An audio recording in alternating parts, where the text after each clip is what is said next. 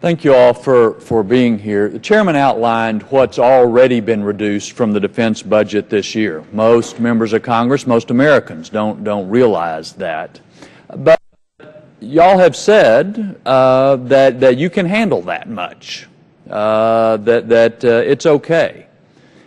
Most of us, I think, agree that another $600 billion in sequestration is not okay. That is unacceptable. But I think the greater danger is that some of our colleagues will say, well, if 465 is okay, why not 466? Or another 50? Or another $100 billion out of defense? And after all, it's not the $600 billion, but it's just a little bit more. And if 465 is okay, why isn't that okay? And I would appreciate y'all's answer to that argument, because I think that is the greater likelihood of what we face.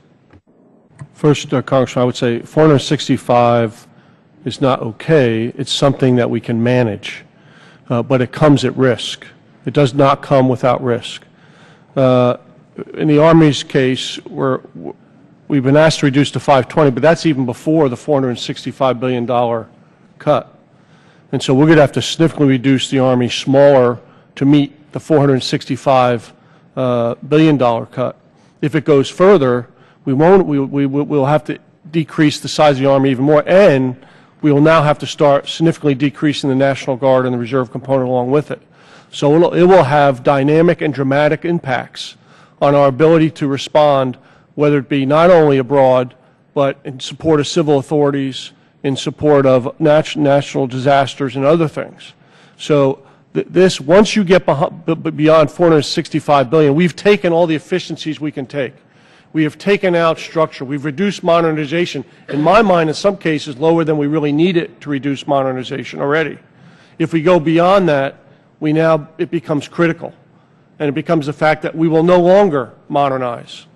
We will no longer be able to respond to a variety of threats. We'll have to get to a size that is small enough where I believe, as I said earlier, we might lose our credibility in terms of our ability to deter. And that's the difference. So it's not okay at $465 billion. It's something we've been able to work ourselves through with risk, but anything beyond that becomes even higher risk. Thank you, sir. Sheriff, little chartlet that I gave you, if you look at the number of ships, that's today. So we go to the, as we've kind of said, okay, and I agree with General Odierno, it's not necessarily okay. With a new strategic approach that says this is what I want your Navy to do, my Navy to do in the future, then perhaps it's manageable. But that's less ships than you see on this little chartlet. You go beyond that, we're probably talking about reducing force structure for the reasons my colleagues described. We have to be a whole force able to meet what you ask us to do today. We have to have our sailors organized, trained, and equipped to do that job and motivated.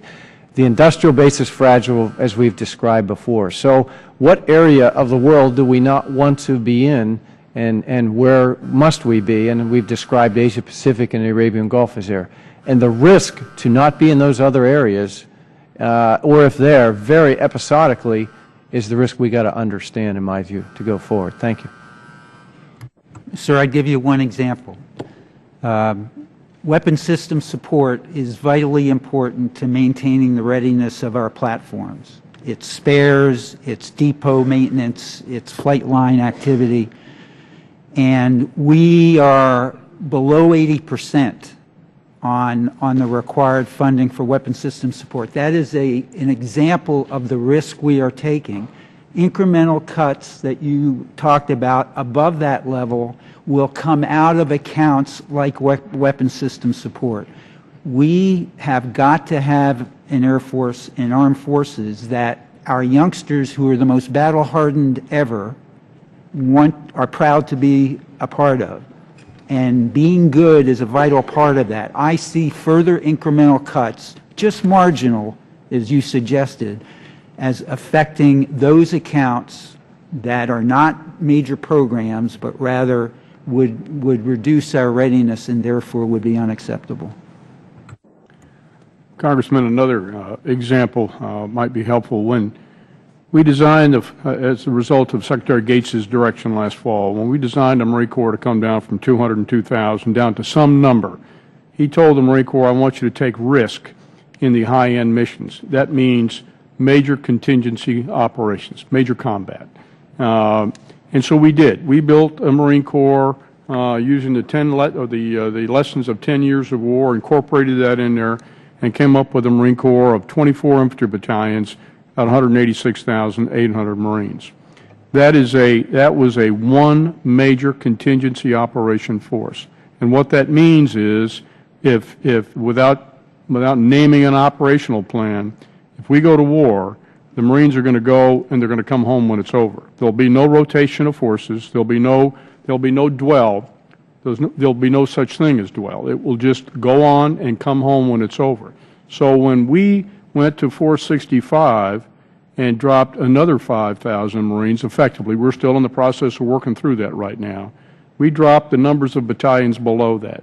So we are at risk right now for being able to take your Marine Corps and deploy it to a major contingency operation and do what our nation expects us to do. So you go beyond that, $1 billion, $2 billion, $5 billion, it's going to come down in force structure, and it will be capabilities and the ability to respond.